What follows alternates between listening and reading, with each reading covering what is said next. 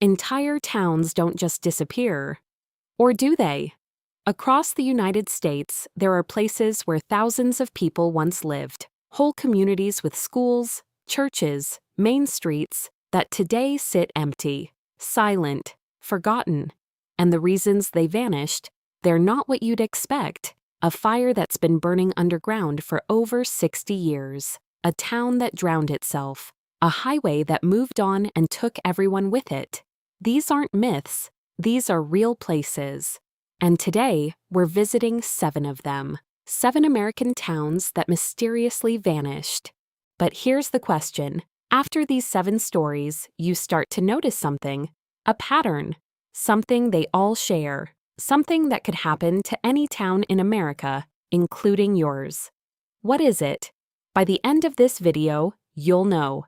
Centralia was a thriving coal mining town. At its peak in the 1960s, over 2,000 people called it home. They had churches, schools, a hotel, bars. Then, in 1962, the town made a decision that would erase it from the map. They hired firefighters to burn the town landfill. Normal procedure. Except that landfill sat directly on top of an old mine entrance. The fire spread underground, into the coal seams, and it never stopped. By the 1980s, the ground was so hot it melted asphalt. A boy nearly fell into a sinkhole that opened in his grandmother's backyard. The hole was 150 feet deep and filled with carbon monoxide. Congress allocated $42 million to relocate every resident. Most took the money and left. A few stayed behind, refusing to go.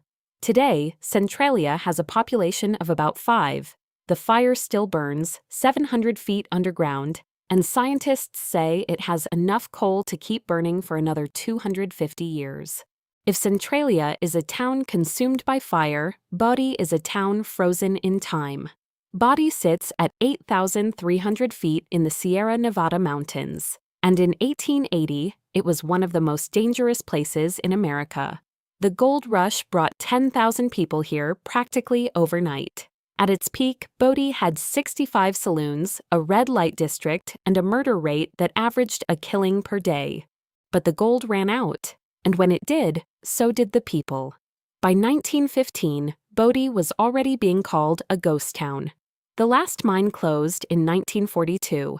What makes Bodie different from every other ghost town is that the people left so fast they didn't take anything with them. Walk into any building today and you'll see dinner plates still on the table, clothes hanging in closets, shelves stocked with canned goods from 1930. The state of California stepped in and turned it into a state historic park, preserved in a state of arrested decay. Nothing is restored, nothing is cleaned up. Everything is exactly as it was left. Cahaba was Alabama's first state capital. Let that sink in. This abandoned ghost town, this empty field with a few columns sticking out of the ground, was once the most important city in the state. Founded in 1819 at the confluence of the Alabama and Cahaba rivers, Cahaba was chosen specifically because of the water. Rivers meant trade. Trade meant prosperity. But the water that gave Cahaba life also took it away. The town flooded, repeatedly. The state government packed up and moved to Tuscaloosa in 1826, less than 7 years after Cahaba became the capital. Without the government, the town's economy collapsed.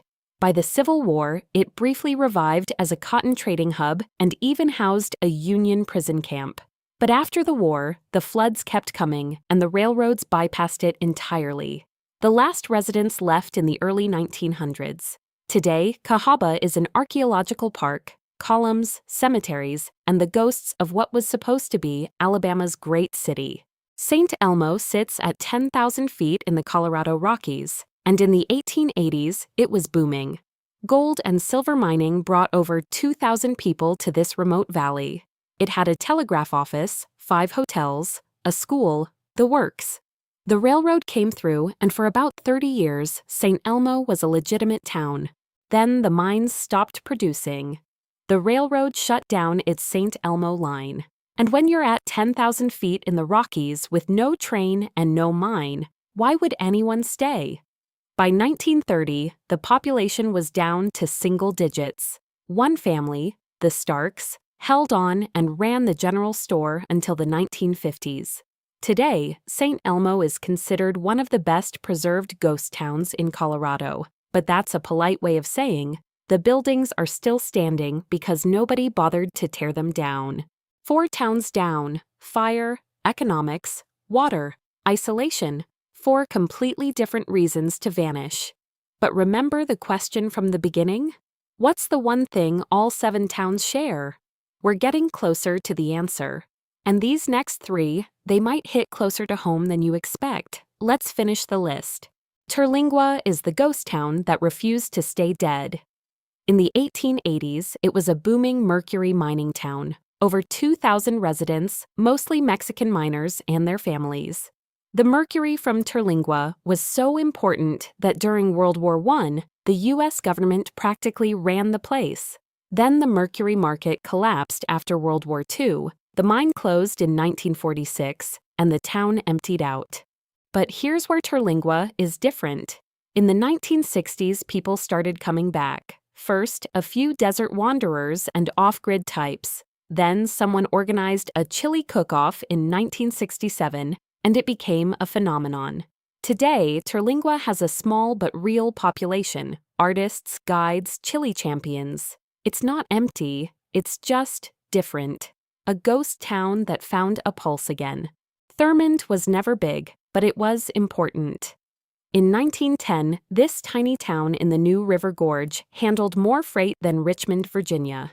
The Chesapeake and Ohio Railway ran straight through it, and the Thurmond Depot was one of the busiest stops on the line.